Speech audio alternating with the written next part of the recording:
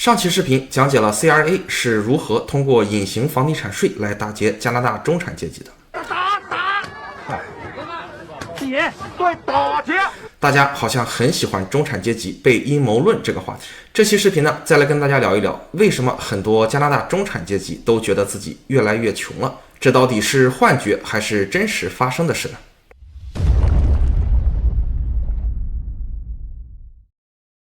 大家好，我是 Norman。我录制本期视频的时间是2023年9月的末尾，这边祝大家中秋快乐。23年初，我在朋友圈做了个小型的问卷调查，问大家感觉自己的收入状况、财务状况跟几年前比是变好了、变差了，还是基本没变？现在整体的生活压力大不大？我的调查样本基本上都是和我年龄类似、收入比较高且稳定的工薪阶层，我觉得都可以算得上是标准的中产阶级。很神奇的是，大家几乎无一例外都感觉最近的压力变大了，这究竟是为什么呢？我想了一下，感觉是这么回事。简单来说，在收入不变的情况下，通货膨胀率高涨，导致全方位的物价上涨，是生活质量下降，大家感觉自己变穷了的最主要原因。为了对这个问题做更全面的分析，我找来了几组有趣的数据分享给大家，尽可能做到真实准确，部分内容为估算。我把比较的时间节点放在了2017年的1月和2023年的8月。为什么这么选时间点呢？内有玄机啊！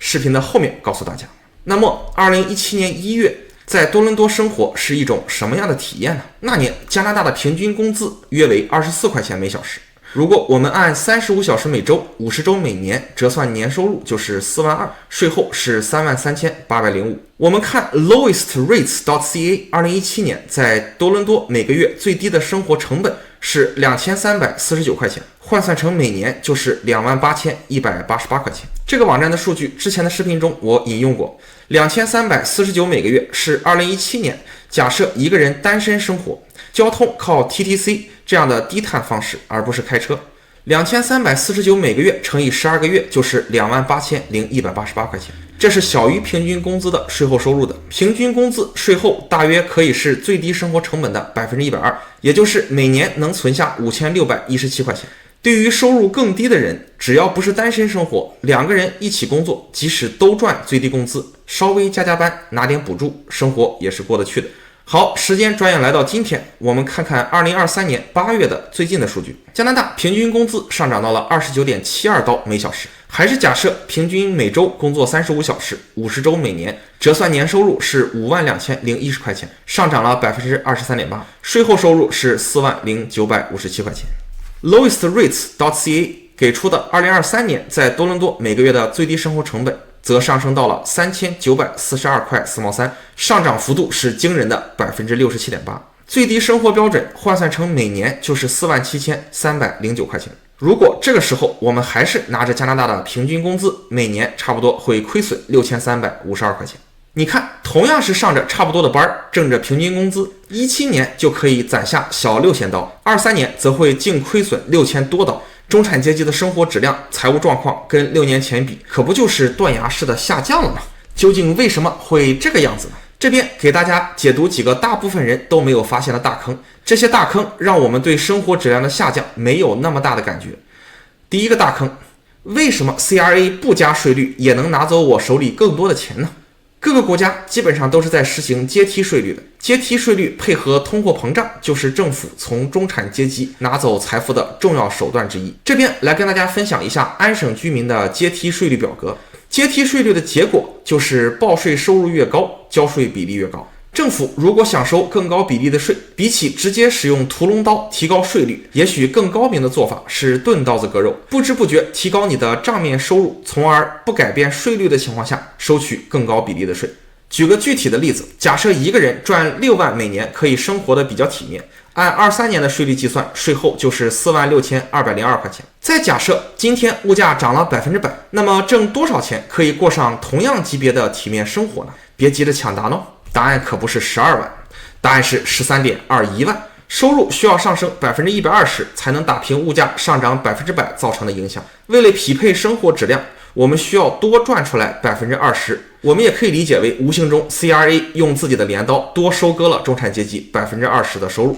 这个时候，要不然呢就给我卷，要不然呢就需要降低生活的质量。所以只要政府多印钱，加拿大这个国家就可以轻松且基本无痛的从中产阶级手里拿走更高比例的钱。第二个大坑，为什么我觉得生活成本上升和 CPI 通货膨胀率不是一个级别的呢？17年1月，加拿大 CPI Index 指数是 129.5，23年8月，加拿大 CPI Index 指数是 158.7，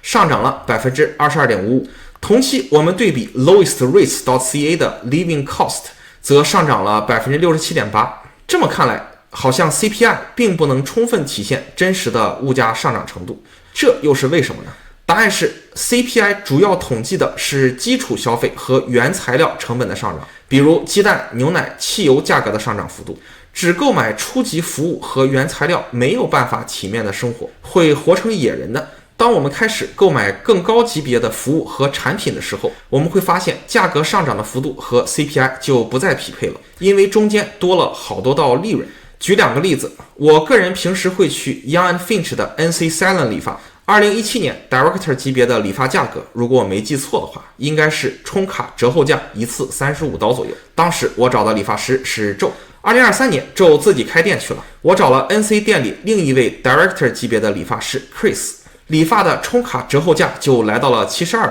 涨价幅度是明显超过了100%的。再比如每年最新款的 iPhone， 按道理讲，物品的生产效率应该是不断提高的，也应该越来越便宜。不过新机的价格似乎每年都在创纪录。17年9月出了新机之后，最贵的手机是 256GB 的 iPhone X， 1529加币。23年9月出了新机之后，最贵的手机是 1T 的 iPhone 15 Pro Max， 价格是2349加币。如果我们只比较每一年最贵的新机价格，这个涨价幅度是有 53.6% 的。当 CPI 的统计口径无法如实体现生活成本上升的时候，我们的感觉是生活好像比 CPI 体现的数字更艰难了。我们的感觉其实没毛病。第3个大坑，很多方面的隐形消费上升了。这个问题最明显的体现就是最近几乎疯狂的小费文化。17年的时候，我印象中买外卖食物是不需要付小费的。堂食中餐普遍收 10% 的小费，西餐差不多 15%。 现在很多时候我们去买个奶茶都会有默认的小费选项，有些餐馆更是把默认小费的最低选项设为了 18%。 送餐软件收完送餐费、平台服务费，还会继续收小费，而且是变着花的提示你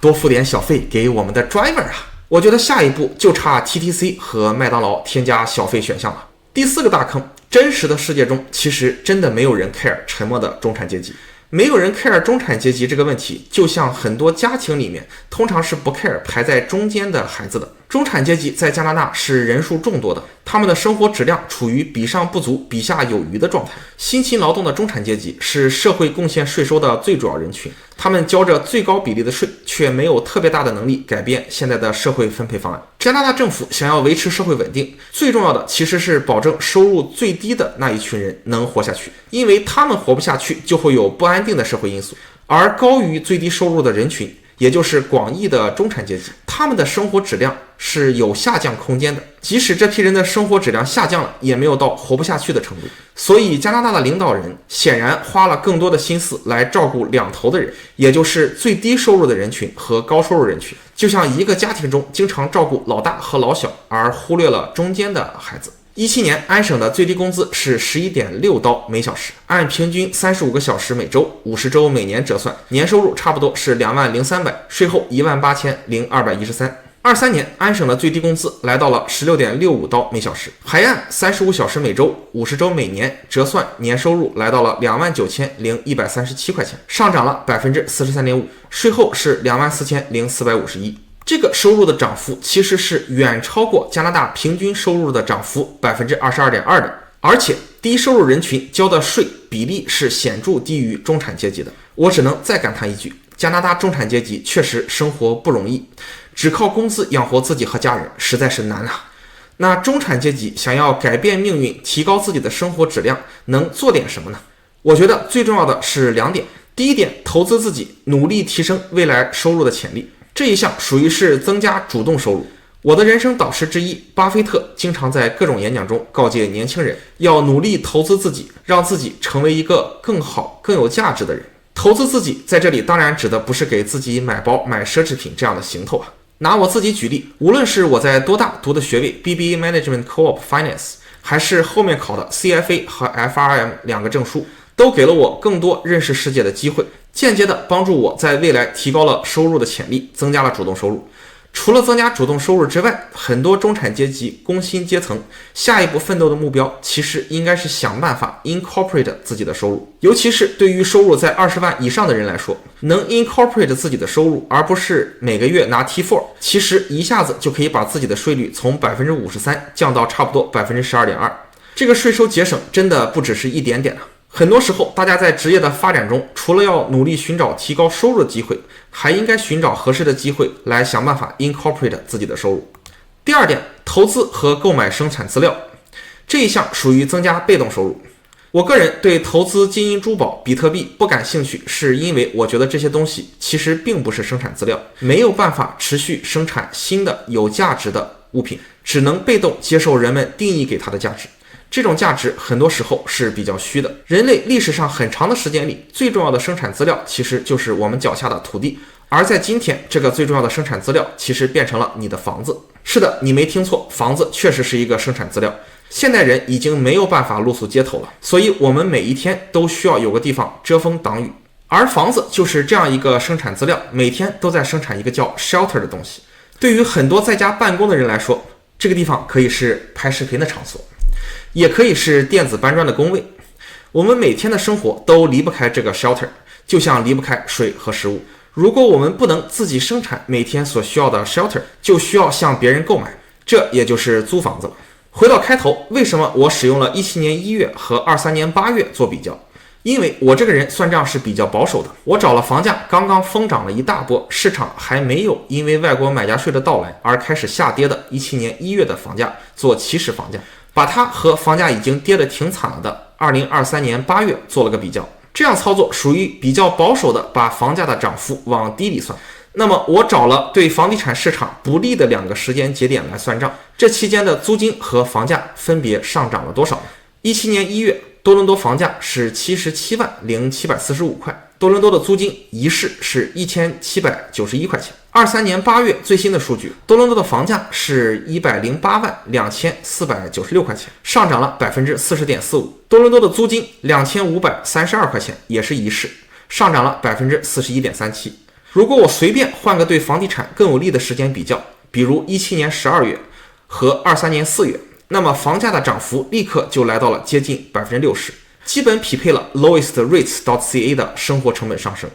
即使选择了对房地产价格增值计算不利的算法，这么多年累计增值也有 40% 多了，这是明显跑赢了平均工资上涨幅度和 CPI 的涨幅的。而且房地产投资得到的收益只需要按 capital gain 交 50% 的收益税。节约的租金部分2532块钱则是节约的 100% 的税后收入。这是因为如果这笔钱我们不去买房，拿去存款，挣到了利息，利息是要交完税之后才可以去交租金的，所以这部分节约其实节约的税比例是更高的。房子是一生中距离中产阶级最近的生产资料，也是为数不多明显可以跟得上生活成本上升的投资产品。即使不考虑投资房产来争取更多的额外收益，房子也是很重要的人生避险选项，尤其是对于还在租房的人来说。当你持有房子的时候，持续获得 shelter 的成本上限其实就已经被定下来。在今天这个节点，利率可以说来到了一个相对的高点时间段，继续上涨的空间其实并不大。如果你还在租房，并且可以拿得出首付，贷得到款，那么当你买下一个房子来之后，并且不搬家，你获得每天需要的 shelter 的消费金额就接近永久性锁定了。跟多伦多每年都在上涨 8%到10% 的房租相比，持有并使用自己的自住房来产生 shelter， 这个成本基本上是不会进一步上升的，因为贷款的总数在你买下房子来之后就定下来了，不会再随着通货膨胀率而增加了，反而会不断随着 amortization 进一步的减少。今天聊的话题可能整体有点负面，令很多人痛心疾首。不过这也让我想起了2008年，当时我看到的国内某地产大炮讲的话。那年我在北京，全国人口在以非常快的速度前往北上广淘金。当时北京的工作机会，大家好像收入也只有大几千块，而北京比较靠谱的房子需要300到400万。某地产大炮对于当时的这个问题说了不少暴论，北京的房子实在是太便宜了，房价会不停的涨啊。我当时的感觉是，这个人莫不是傻叉吧？这么讲话真的不会招来很多人骂吗？多年来回过头来看，他说的很有可能是对的，因为现在类似的房子在北京已经差不多来到了1200万以上了。北京当时的人口变化趋势其实很像今天的世界人口流动到加拿大和多伦多，历史总会一遍遍重演，而大部分人从历史中学到的唯一教训就是没有从历史中吸取到任何教训。对每个艰难挣扎着、努力工作着、想获得更好生活的加拿大中产阶级来说，能规避掉房租上涨的风险，把自己的住房成本长期控制在2023年的水平上，50年不变，也是对自己人生风险的一种把控和一个交代。好，这就是本期视频的内容，点关注不迷路，房子上的问题找 Norman 就够了。